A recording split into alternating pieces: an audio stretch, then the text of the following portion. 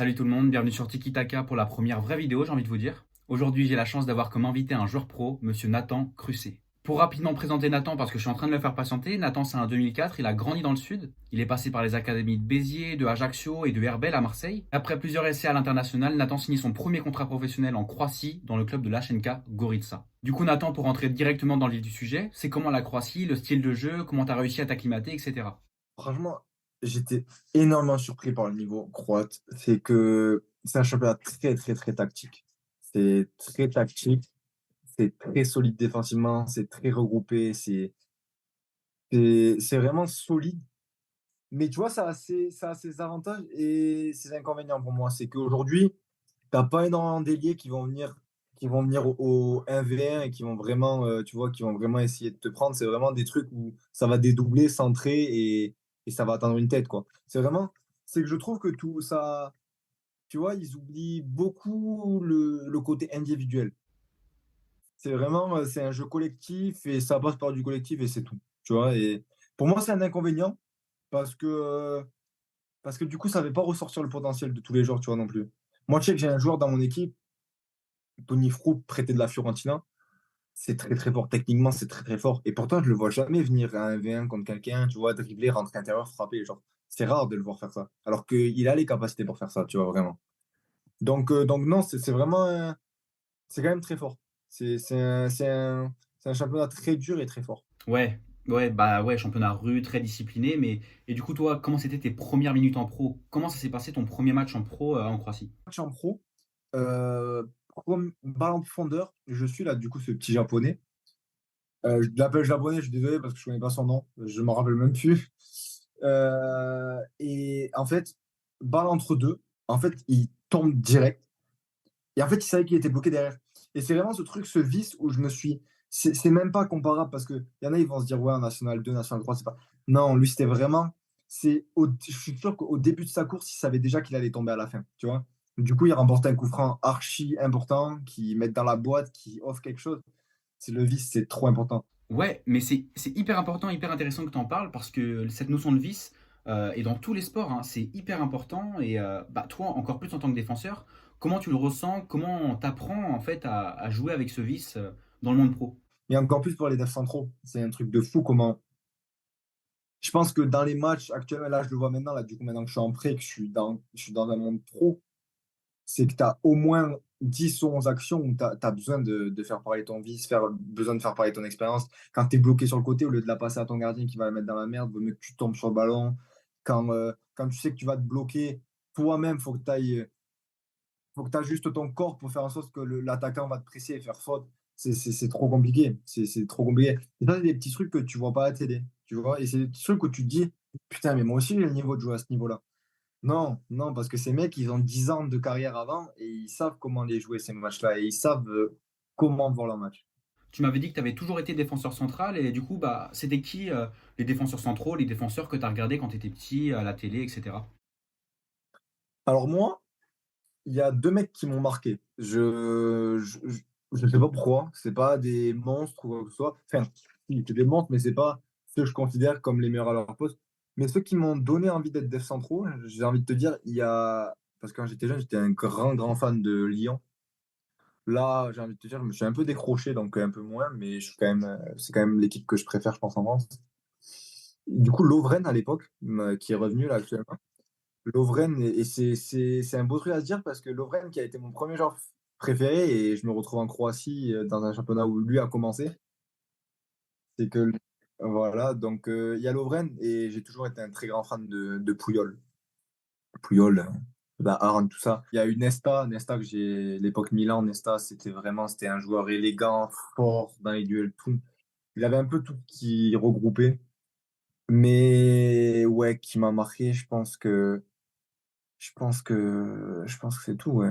Et depuis que tu es arrivé en Croatie, est-ce que tu as déjà joué un match où vraiment tu as eu beaucoup de mal, le mec en face il t'a mis la misère tout le match, tu t'es fait laver ou pour l'instant ça va? Mon premier match amical en pro.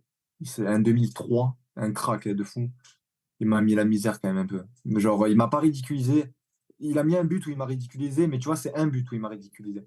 Il m'a mis 9 feintes, j'ai taclé, je suis parti à l'autre bout du stade. Lui, il a juste merdé. Il a mis une lucarne derrière. Après, je suis pas sûr qu'il en mettra beaucoup plus comme ça, mais ouais, sur le moment, il m'a vraiment ridiculisé. Bah, toi qui maintenant joues en pro et qui a fait des belles académies, hein, Ajaccio notamment, mais même Béziers ou Herbel, Herbel, même si ça parle pas forcément aux gens, c'est un club à Marseille qui a vu passer Wesley Fofana, qui a vu passer Mohamed Simakan et qui est partenaire avec l'OM, donc voilà, des académies solides. C'est qui les joueurs qui ont joué avec toi qui t'ont vraiment marqué? Avec qui j'ai joué? Heu, je peux faire une partie en jeune et une partie en pro, parce qu'on va pas comparer des pros et des jeunes. Mais je pense qu'en jeune, celui qui m'a le plus impressionné, je vais te dire, Lisandro Tramon, quand j'étais à Ajaccio.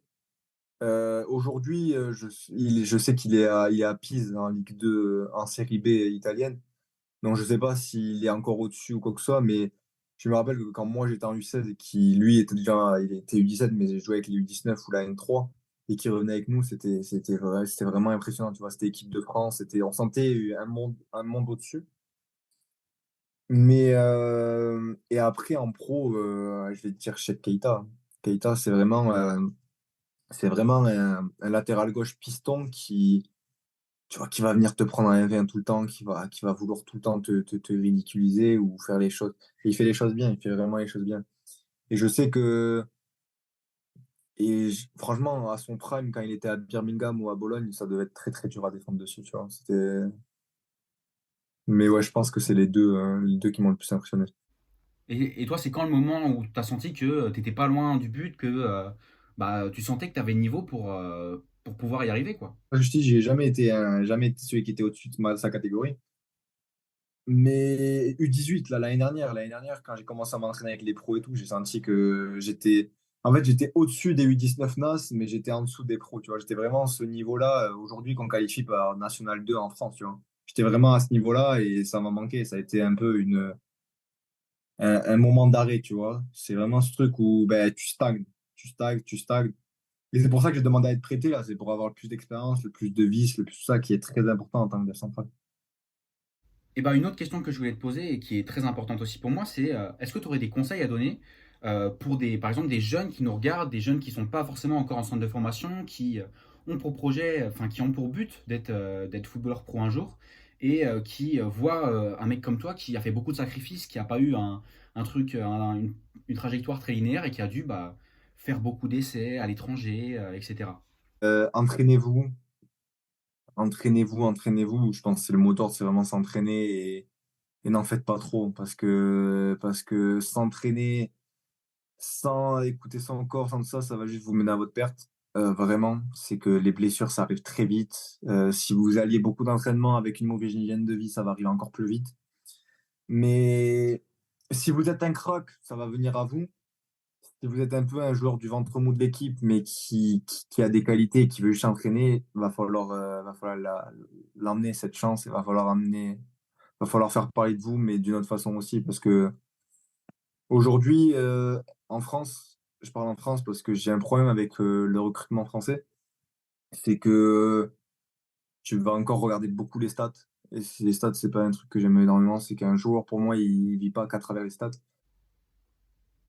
Mais non, et quand vous avez l'âge, n'ayez pas peur de partir à l'étranger. Oui, c'est dur, oui, ça va être dur, mais aujourd'hui, si vous voulez réussir, il faut passer par des sacrifices, et des gros sacrifices, des très gros. Moi, aujourd'hui, ça va faire 3 étés que j'ai repris fin juin. Je n'ai pas vu d'été. Ça fait 3 ans que je suis en décalé de tout le monde totalement, où je te dis, j'ai de la chance d'avoir mon meilleur ami qui est dans le même cadre et dans le même cadre professionnel que moi, parce que sinon, personne ne comprend pourquoi je suis jamais là et pourquoi.